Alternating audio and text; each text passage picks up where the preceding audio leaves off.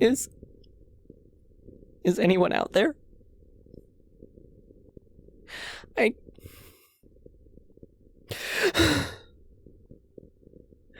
I could use someone to talk to. It's been a rough few weeks. I mean, I guess you know. But even now, I sit here and I just think, can I trust anyone? I have been given crap after crap after crap load, and nothing to show for any of the work I have done.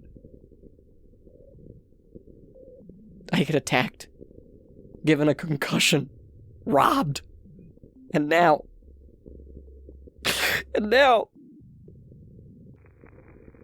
I just wish I had someone to trust.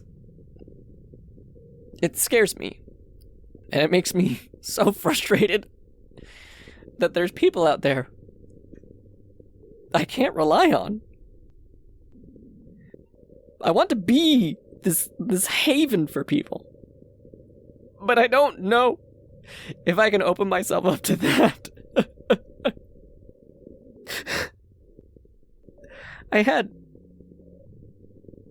a run-in with another one of the violent ones, like Royal Army guy. Except I knew her. Not like I knew her. Not first name basis or anything, but enough to say hi.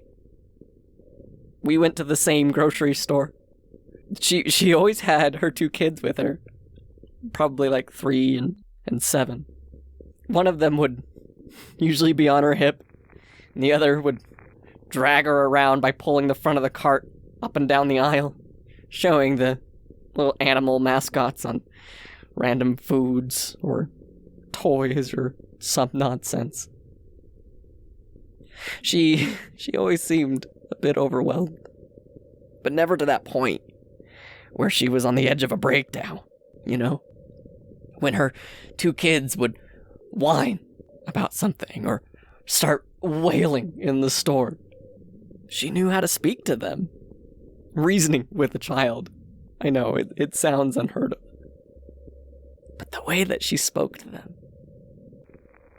the way she would look them in the eye and talk to them, not as a child, but as another human being, made you feel safe. Not that the world was fixed or anything, but that you could go on a little while longer. Heartwarming. I think that's the best way of putting it. Her words were heartwarming.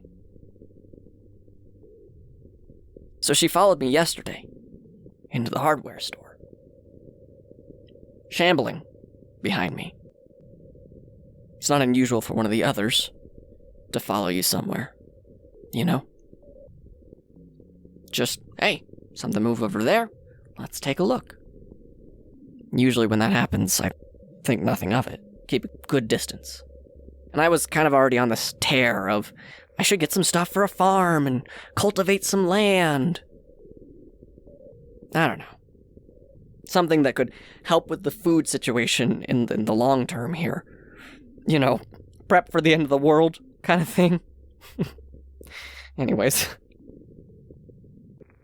I grabbed a cart and I started walking up and down aisles. And she shambled down a different one. Something else, obviously, catching her attention. So then I just continued with my day, picking up odds and ends. That shovel thing. Trowel. Trowel? Is that right? I thought about getting something with a motor, but then I realized making noise would draw more attention to myself. And in this day and age, who needs to call more attention to themselves? Besides, I obviously could use a workout. Maybe bulk up a little and protect myself. Just a little bit. If I bulk up, stuff like last time, won't happen again. Anyways, I started getting into those old habits. Walking up and down the aisles. Did you ever do something like that? Just looking at things. Not in any sort of rush, but just imagining getting that one random item. Saying to yourself on that trip, "Oh, maybe this weekend is time for a project. I'll rip up the carpet and we can put down some hardwood floor. Maybe some tile would really liven the place up." Or something like, "I need to replace the washer. Is anything on sale this weekend?" Planning for those moments when you had money and what you would do with it. But in the back of your mind, you knew you never were going to have said money or time. My mother did that a lot, actually. She would buy different paint palettes and carpet samples and talk about tearing up the blue carpet in my childhood bedroom and putting in something tasteful. That was the key. Everything to her had to be tasteful. She never did actually pull up the carpet. I bet you anything, it's probably still blue.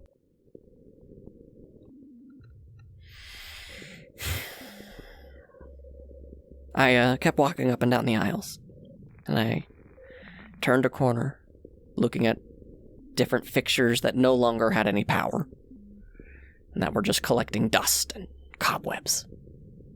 And there was Grocery Mom, not but a few meters away, locking eyes with me.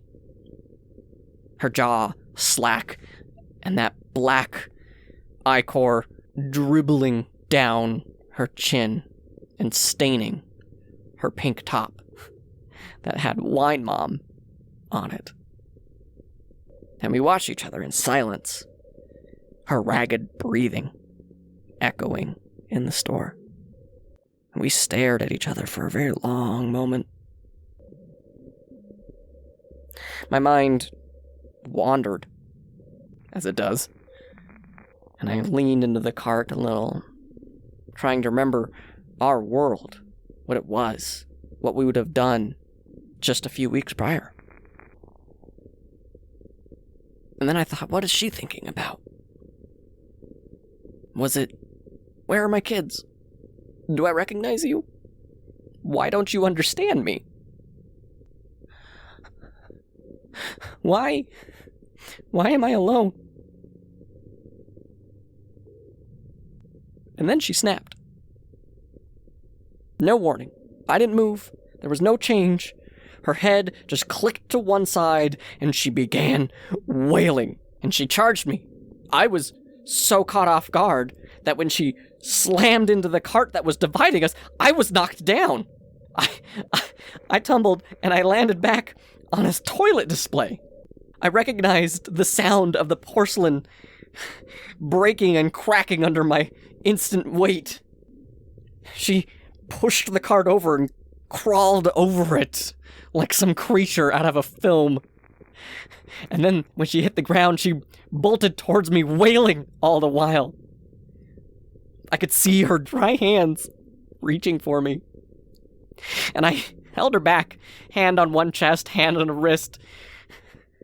And I remember seeing those thick strands of black ichor coming from her mouth, slowly dropping towards me. I rocked back and forth, shifting my weight, trying to just shake her off of me. And then finally, with my foot, I pushed her back, and I grabbed the first thing that I could. It was the lid of the toilet tank. She didn't take more than a second to get up and start clawing at me again, howling and wailing, and I swung that lid up and as hard as I could, and I felt the weight shift from being heavy in my hands to it having its own momentum. And then it made contact.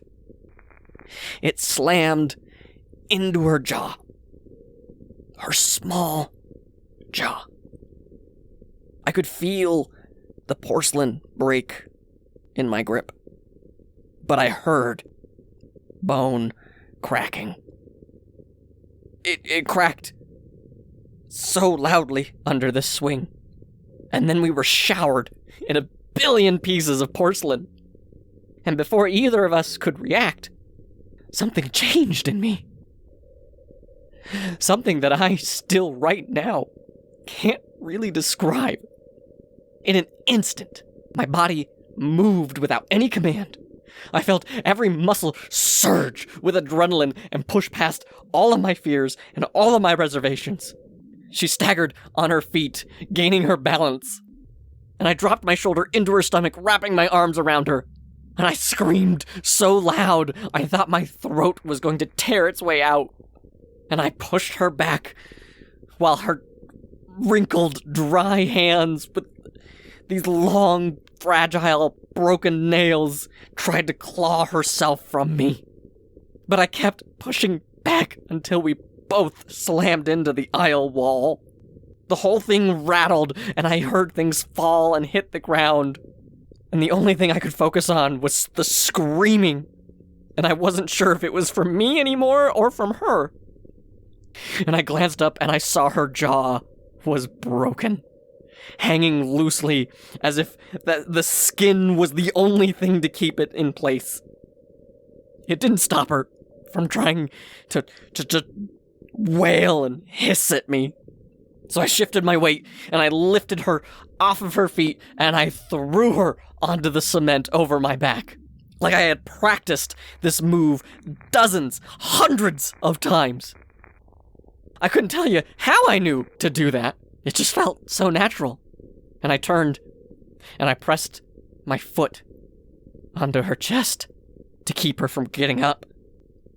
Her jaw flapping around as she persisted in trying to bite me. And I reached out and I grabbed a large crowbar. And it was heavy. Heavier than anything in the world at that moment. Then I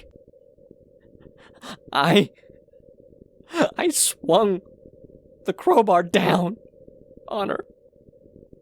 Over and over and over again.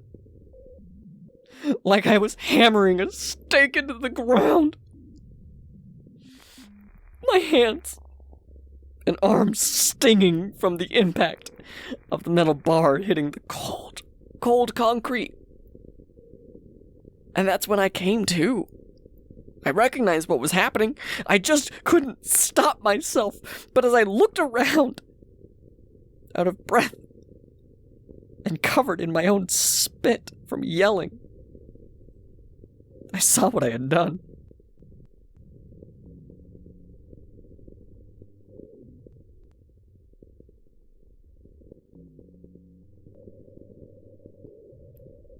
I was surrounded in a pool of black and red paste.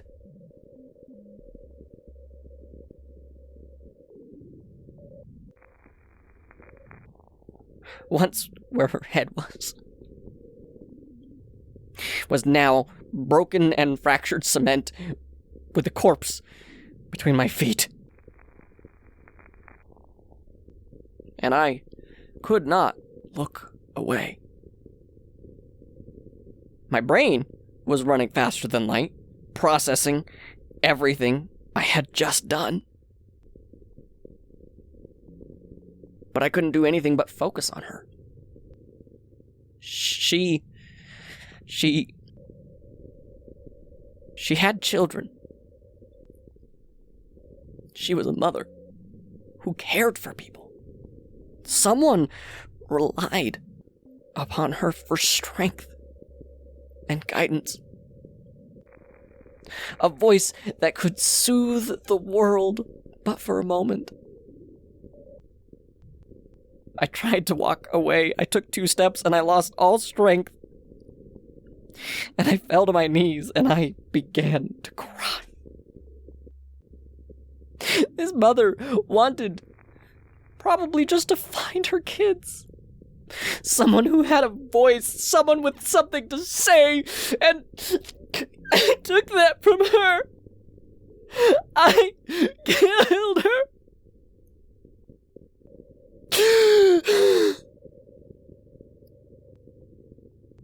If there's ever a way to go back, a way to switch back to what we were,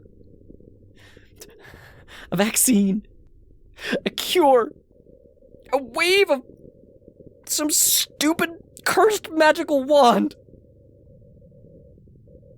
she can't find her kids because of me.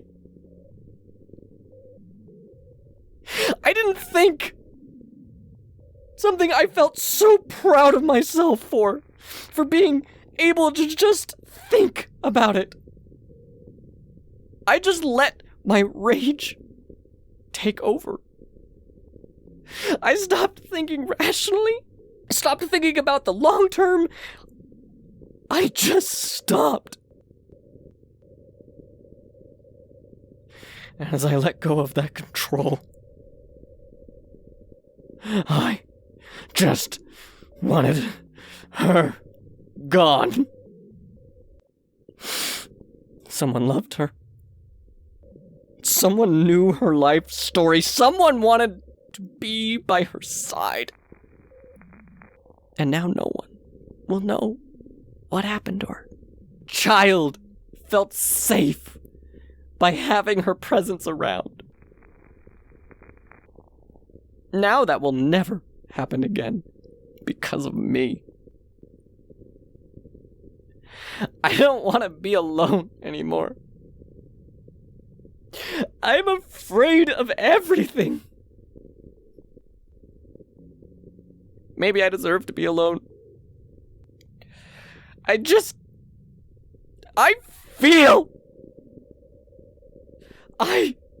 feel.